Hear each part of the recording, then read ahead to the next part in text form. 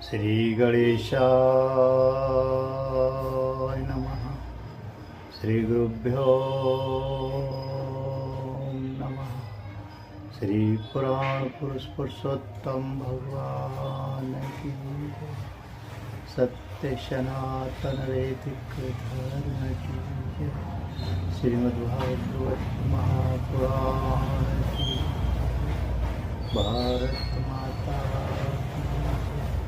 गौ माता की जय। सरस्वती मैया की जय। द्वादश स्कंद 10वां अध्याय।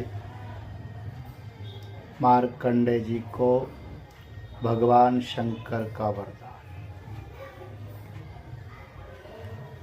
सूत जी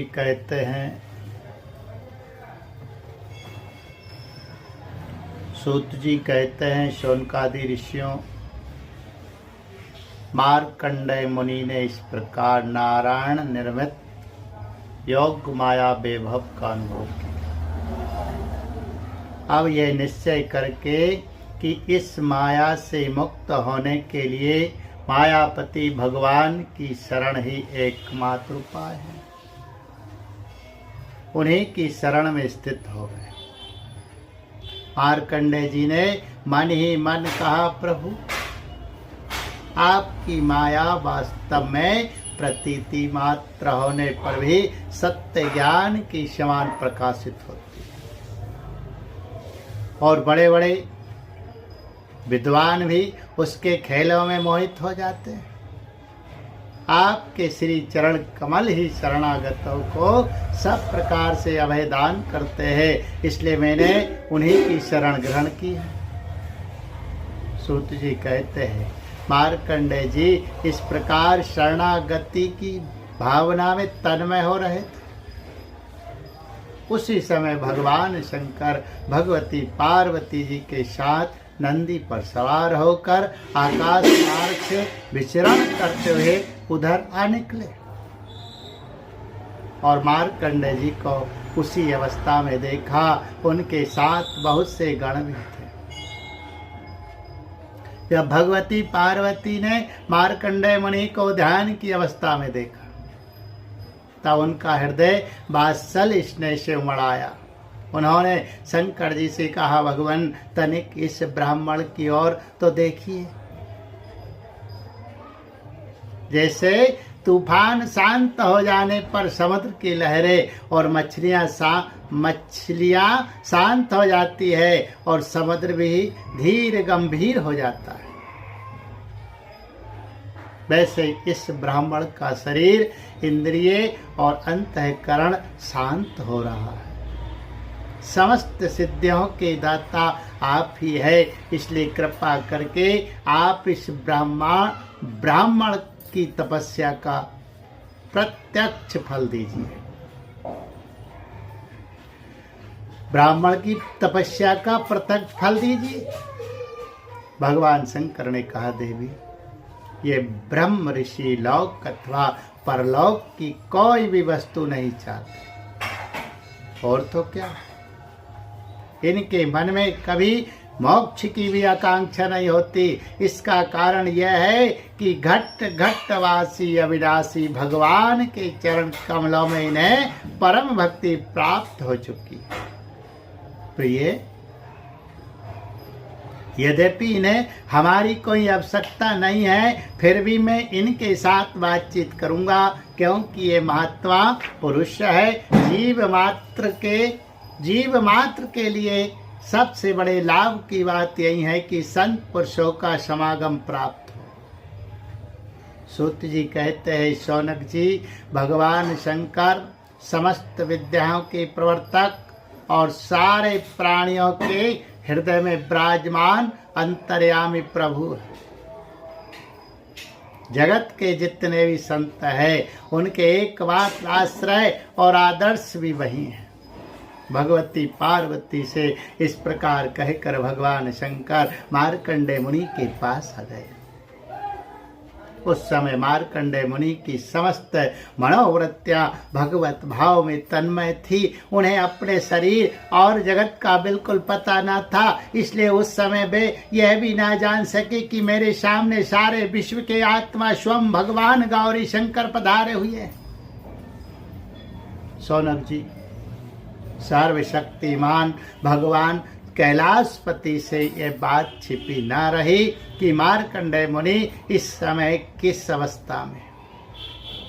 इसलिए जैसे वायु अवकाश के स्थान में अनायास ही प्रवेश कर जाती है, वैसे ही वे अपनी योग माया से मार्कंडेय मुनि के हृदय आकाश में प्रवेश कर गए। मार्कंडेय मुनि ने देखा कि उनके हृदय में तो भगवान शंकर के दर्शन हो रहे हैं।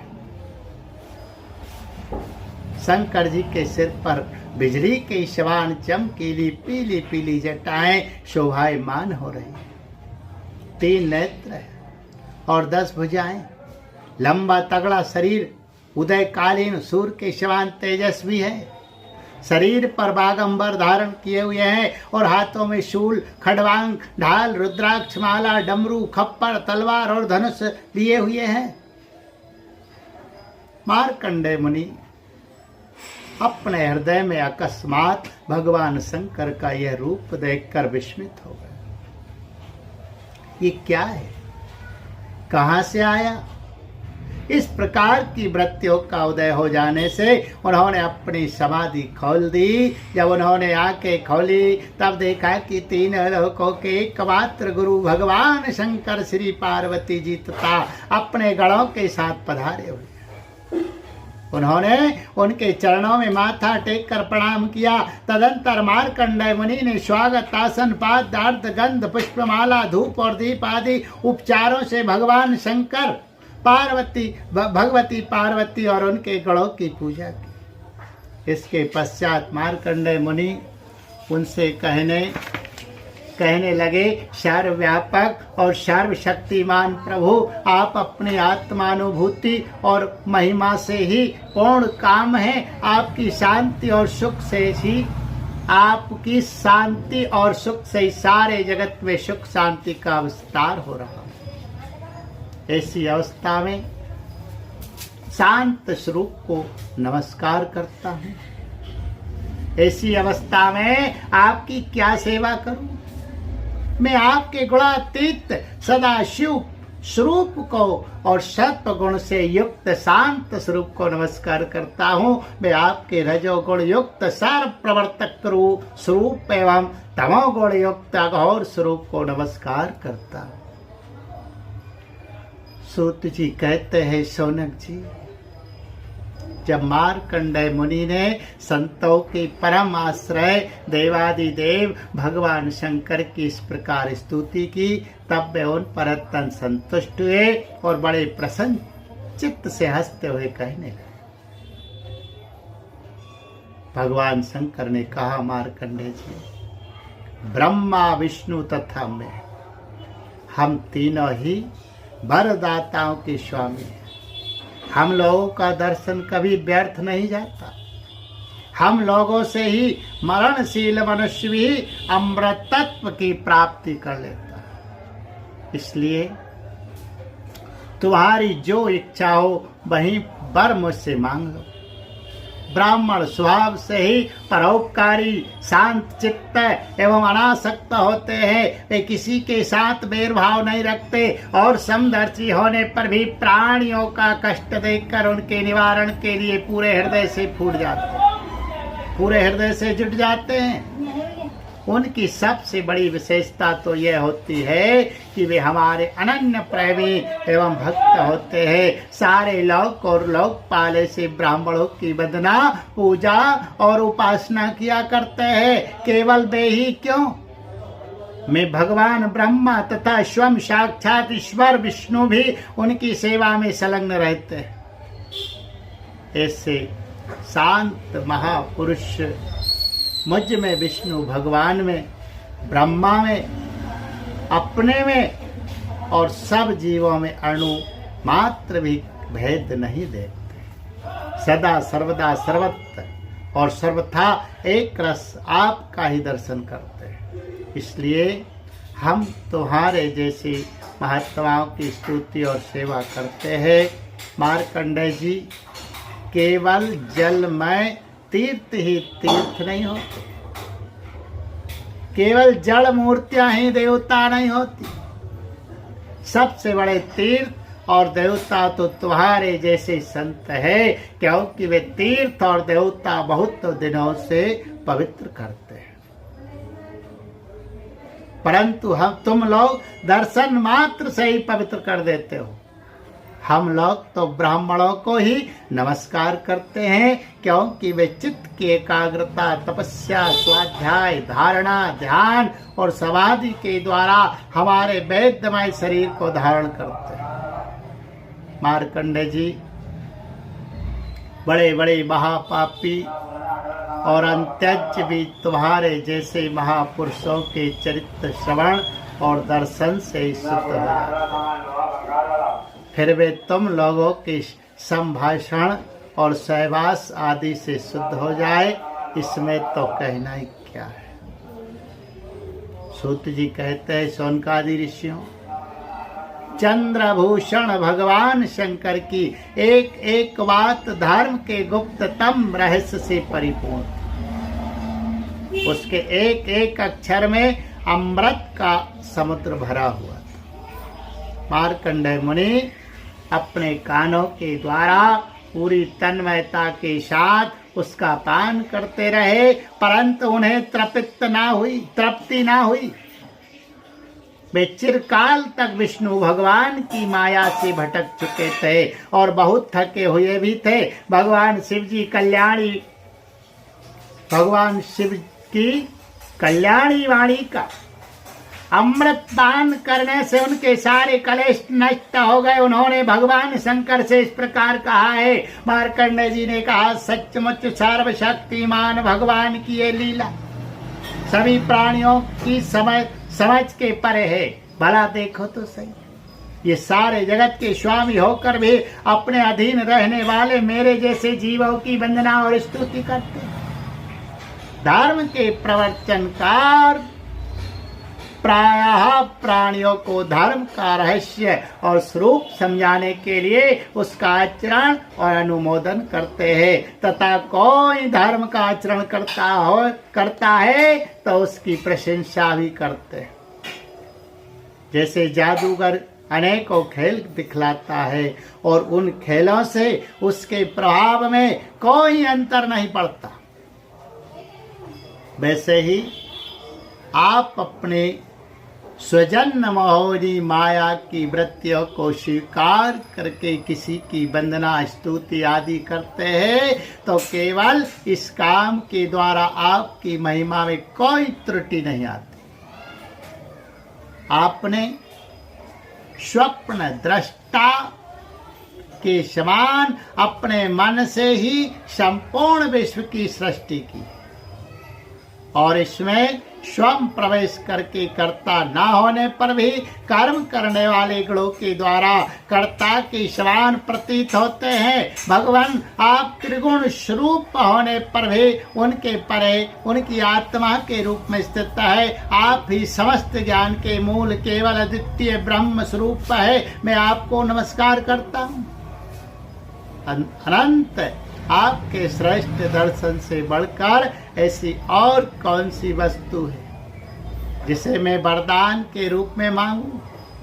मनुष्य आपके दर्शन से ही पूर्ण काम और सत्य संकल्प हो जाता है। आप स्वयं तो पूर्ण है ही, अपने भक्तों की भी समस्त कामनाओं को पूर्ण करने वाले हैं। इसलिए मैं आपका दर्शन प्राप्त कर लेने पर भी एक बार और मांगता हूँ। मैं यह है कि इस भगवान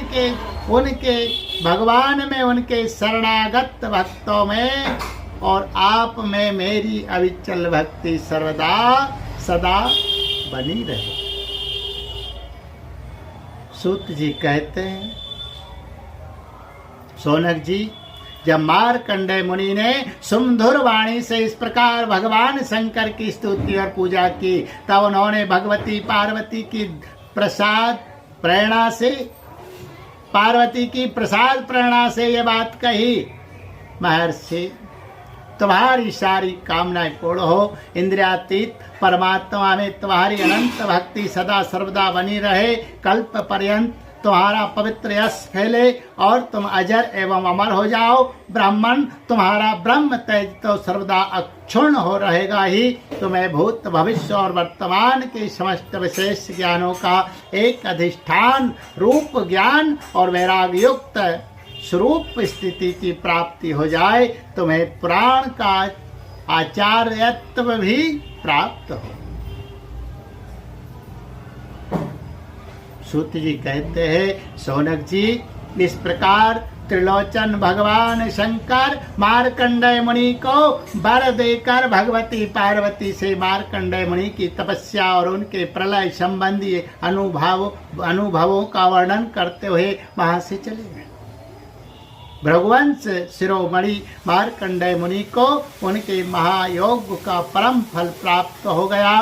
वे भगवान के अनन्य प्रेमी हो गए। अब भी वे भक्ति भाव भरित हृदय से पृथ्वी पर विचरण किया करते।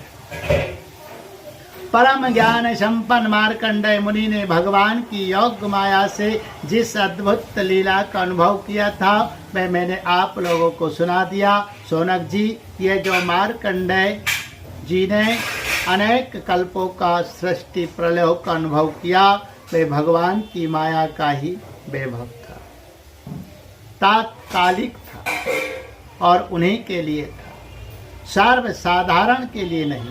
कोई इस माया की रचना को ना जानकर अनादिकाल से बार बार होने वाले सृष्टि प्रलय ही इसको भी बतलाते। इसलिए आपको यह शंका नहीं करनी चाहिए कि इसी कल्प के हमारे पूर्वज मार्कंडेय जी की आयु इतनी लंबी कैसे हो। भृगुवंश शिरोमणि, मैंने आपको यह जो मार्कंडेय चरित्र सुनाया है वह भगवान चक्रपाणि के प्रभाव और महिमा से भरपूर है। जो इसका श्रवण एवं कीर्तन करते हैं वे दोनों ही कर्म वासनाओं के कारण प्राप्त होने वाले आवागमन के चक्कर से सर्वदा के लिए छूट जाते हैं। बोलिए गोविंद गोपाल कृष्ण भगवान की जय।